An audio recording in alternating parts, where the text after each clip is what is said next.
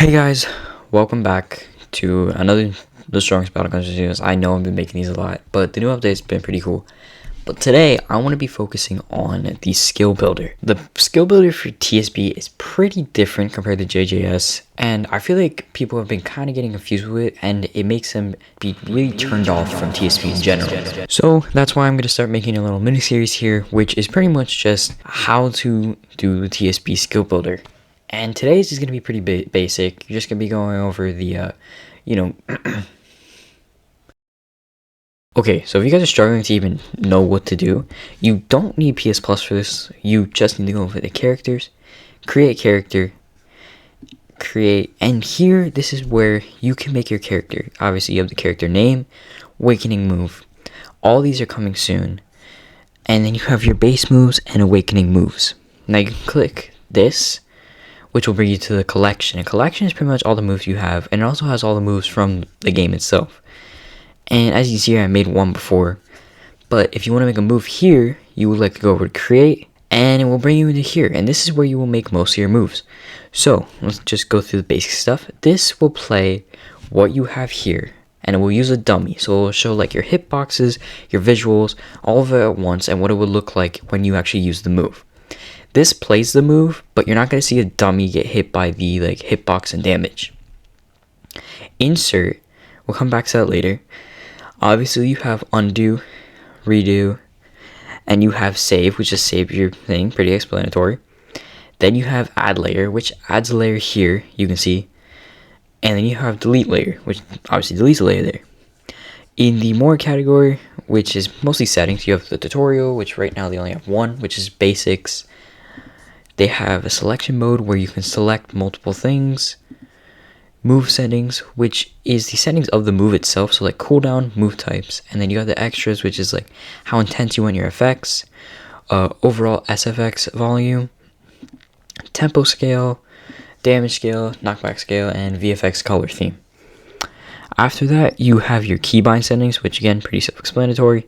You put in your keybinds for each one you want. And I would suggest not messing with this because I feel like if you did, you would kind of get really confused on which keybind is which. And lastly, you got new timeline, which pretty much just restarts your timeline of what you had here. Alright, going back to insert. Insert is where you have your more technical stuff. Like, in general, which is props, so like swords, weapons. You also have the hitboxes, which there's different hitboxes for each move, as you can see here. You also have movement, which is kind of like the velocity block in JJS. It's just there's a lot more different things. Effects, which is like see after image. There's a whole bunch of them actually, which I think is really cool. Utility, which these are like more game mechanical stuff. I don't know how to describe that, but like as you can see, like it brings the opponent here, stops your movement. Down here you see set, rotation. And lastly, you have status. Status is just like status effects. You add HP, awakening damage. It's pretty self-explanatory. And now, that's all that. But you also have the load category, which is where you're going to get most of your stuff. This is more the visuals and animations. So saved assets are moves. You have see void shot. You can load that. Props are... They relate back to the prop here. I'm pretty sure. General prop here. And save select, so sword, like all the different ones from the game.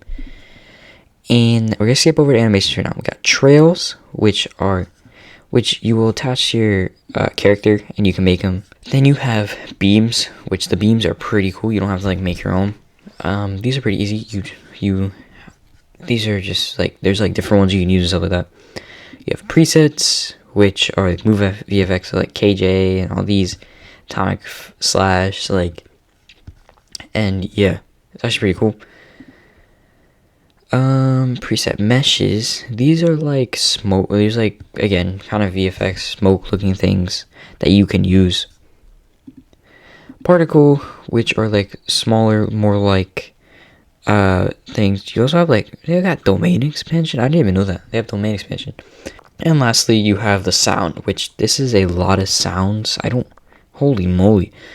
But this is sound. So now that we know everything here, to actually put something in the timeline, you're going to want to go into the thing you want. So say I want to put a animation. I'll click animation. I'll click monster. And I will drag it over here.